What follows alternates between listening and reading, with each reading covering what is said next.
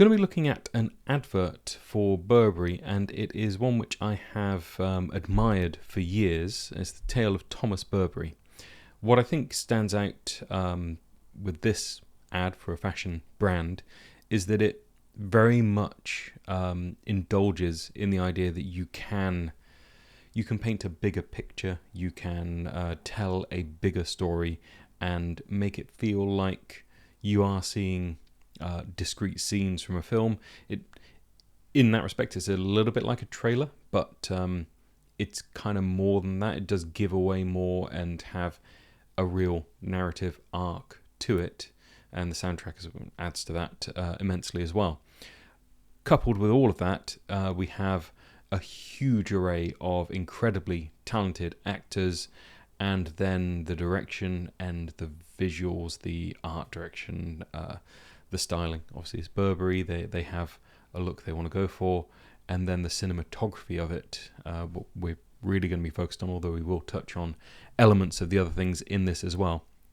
The cinematography is stunning in various different ways, and I think it's interesting to perhaps look at this and see where they've gone out and they've shot something, and in the advert it is 2 seconds of footage, and you just think, wow, they had to go out, they had to find a location, they had to get the talent to that location, everyone had to know their marks, they had to have background talent, they had to have a rain machine, whatever it is, and it's 2 seconds, and you know that there had to be a huge amount of work to go into making it look that good and maintain the overall caliber of this piece. So let's dive in. I'm trying something new on the iPad with this one, using an app by WeTransfer actually called Paper, and I've been quite enjoying the interface with it, so hopefully it works well for this. This is the first one I'm trying where I brought all the images into Paper and then I can sketch over the top. So starting off, I'm on a close shot just here, and there are a couple of things that I'd like to call out with it, and some of them will become a little bit more relevant when we look at the next frame. So to start with, just looking, we've got obviously key light coming from this side just here, and that plays across his face. It's kind of bisecting his face quite apparently there. We've got an edge along here, which kind of scratch light, just you can see it just shining through his skin. Now that is either from this window in the background, which to be honest is probably another source outside the window in the background, but the window in the background being the motivating factor just there, or it's from something a little bit off camera just up here and behind him, substantially behind him.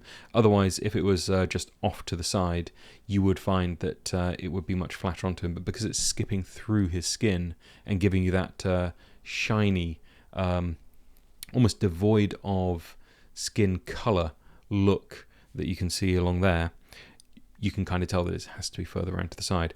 So my money actually is on a source just out of frame up here, booking in, because you can see it catching on the top of his ear just there, and I think that probably means it is that rather than the window in the background playing, but the window works as a perfect motivation for it. Anyway, looking at all of that, we have what becomes a theme in this advert of cool tones on the one side and then the warm tones coming in on the other side just here, and the, dare I say, teal and orange look is present throughout the ad. Now I want to draw attention, I'm just going to get rid of all of those, to the catch light in his eye just there. So the catch light is really interesting because it's a little square. You can kind of see it. I'll draw it bigger. It's like this, just in his eye. There are some other catch lights, and we can see those are present just there. The catch light we're seeing is really low in the sort of lower half of the hemisphere of his eye, which means that it is coming up. And if you look at the underneath of his nose just here, you can see everything is pushing upwards, and we're getting all of that light source. Drawn him a little moustache, make it a little bit fancier. All of the light is pushing upwards. You can just getting rid of those a sec. You can see on his lip even that we have light coming up.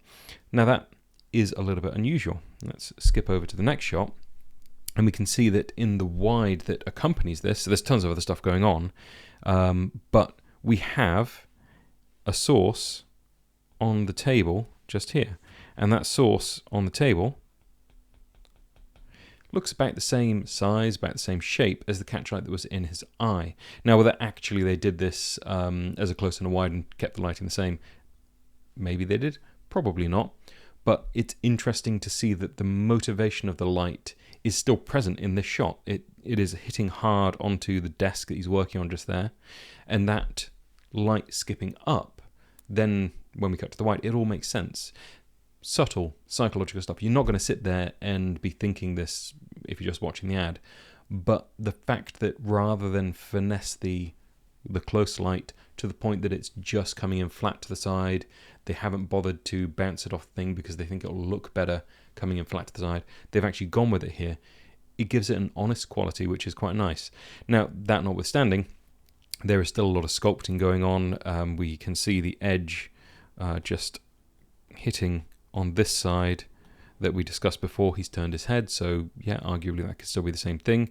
But I do think, yeah, we've got something off up at a shot over here, which is acting as a source, casting onto the side of his head just there. We have tons of level pushing in from the right-hand side just there, and you can see that playing on people in the background. You've got the windows. Everything feels bright and hot, and we get lots of lovely layering as well with this. So there are items in the foreground which are cutting through, creating shape and form against all of the brighter elements, so you don't just end up with a flat scene which is bright and then dark in the foreground, or vice versa.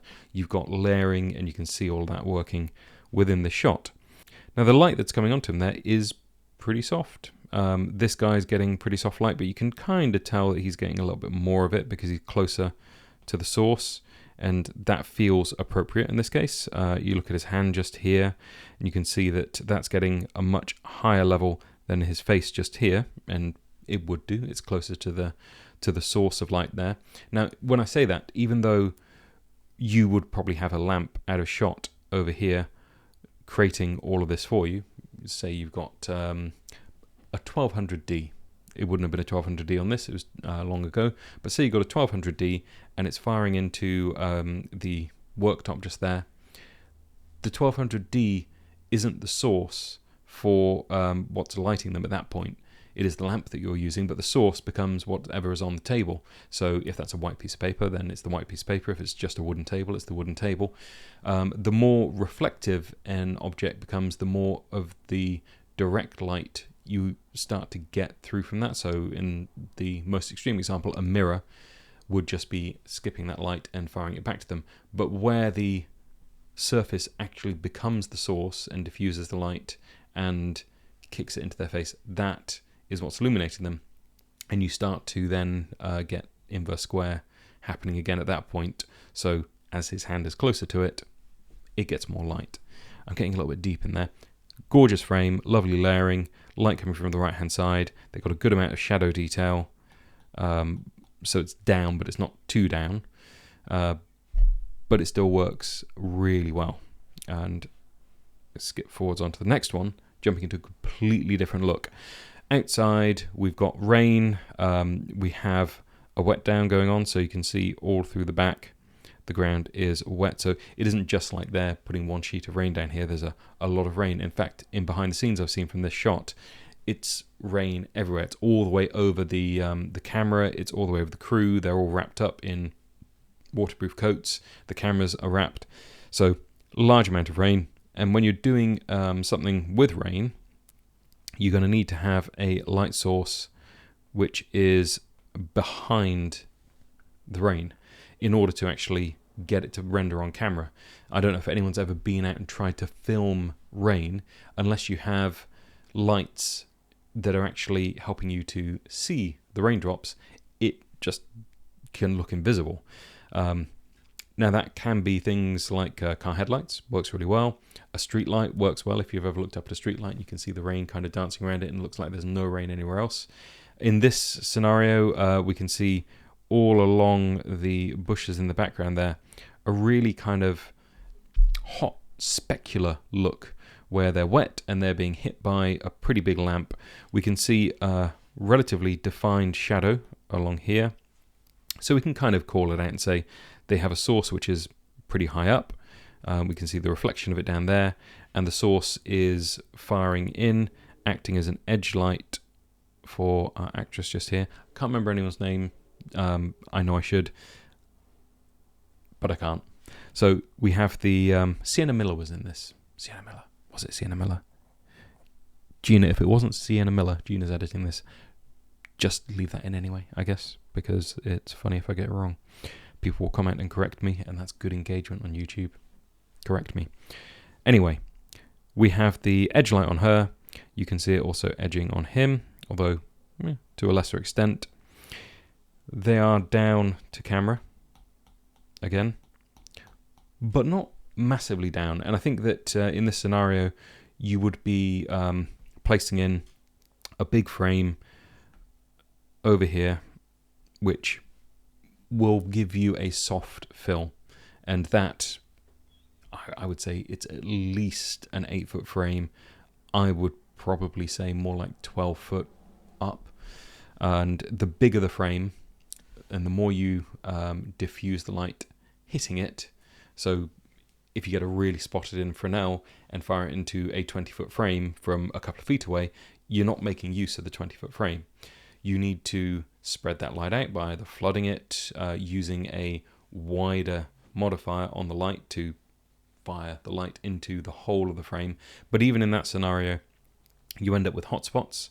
So people like to diffuse the light, put a silk in front, fire it in, gives you a slightly more homogeneous source if you're just using a bounce. Or if you're using a large diffusion, still the same kind of sizes, then you could fire it through a couple of layers of diffusion. You could do a book light. It would probably be overkill for this kind of setup, but you could do a book light. Problem with a book light, I think, in an outside scenario where you're trying to light a large area, and they don't travel an enormous distance, but you don't want the fall off to be too apparent. So I would say if you're book lighting that, you need so much power, you end up wasting a lot of light, and it veers from the artistic, I want it to be as soft and just homogeneous and smudged out, no hot spots as possible. So it's just a gentle push, versus we can get roughly the right look. We can fire the lights directly into a bounce, and that'll work. We can fire them directly through diffusion, that'll work. If you need twice as much power from your lighting to do a book light outside, it probably isn't worth it, and you'll probably get shut down on whether you're allowed to do that as a DOP.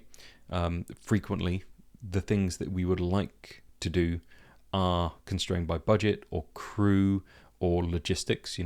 Bringing in all of that extra light means that you probably need extra power, and that extra power will probably mean a larger generator or generators, and then you need more crew to set that up, you need more crew to rig the lights. So it has a snowball effect, and in this scenario, if I was doing this, I'd probably say 12-foot frame, fire in the biggest light source that I can get. So an ARRI S360 would actually be a good candidate for this, either firing it through the diffusion or firing it into a bounce, because that would be very soft and diffuse. The kind of time period this was made, you're probably HMIs for this.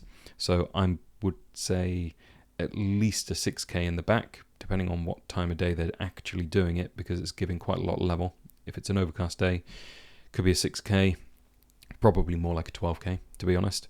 And that will give you everything over this area in a cherry picker. And then for the push just here, if you're on a 12K, then probably pushing 4K into a big 12-foot frame to give that soft push. They still have quite a harsh edge on them, so that's roughly what I'd be calling on it. If you're in the realm of LEDs for this, you just have to kind of think in ratios of power, and I'm not talking about lighting ratios necessarily, although it does link in. So if you were putting a 1200D in the background, then if you used 1600D for your fill, then you've got a comparative ratio. If you're using a 1200D for the fill as well, then you might find you're just dialing the power right down on it because you don't need that much push, but it really does depend on the ambient levels and what else you're competing with. So in the days of HMIs, we could kind of see, oh yeah, you can step this light in here and this light in here, and we don't need two 6Ks. We can get away with a 2.5 and a 6K, depending on what we're doing. So the relationship between different sources, now we're getting those more powerful LEDs, starts to come into play again, and you can see, well, we use this one for a backlight and this one for a fill. This one can be a nice scratch light, like a 300D makes a nice scratch light within the scope of having 600Ds in shot for the bigger strokes. In any event, we move on. They are under his coat. This is, again, quite a tough shot to get light in on their face. This coat just covers them. And then we got to fire some light in just here, and they kind of move around a bit. You can see all of the rain is just streaking through shot. And that's being hit again by the source that we called out before, something behind them, just firing through. And then a soft push just filling in under here. Could be something much smaller for this, but if you were working quickly and efficiently, you probably just pulled them closer into your big soft frame, dropped it down a little bit, and then you just place it off to the side, fire your light through it, and yeah, you'll get all of that. They do have plenty of level there, but it's a tricky one. And I think that if I was approaching that, I probably wouldn't do it any differently.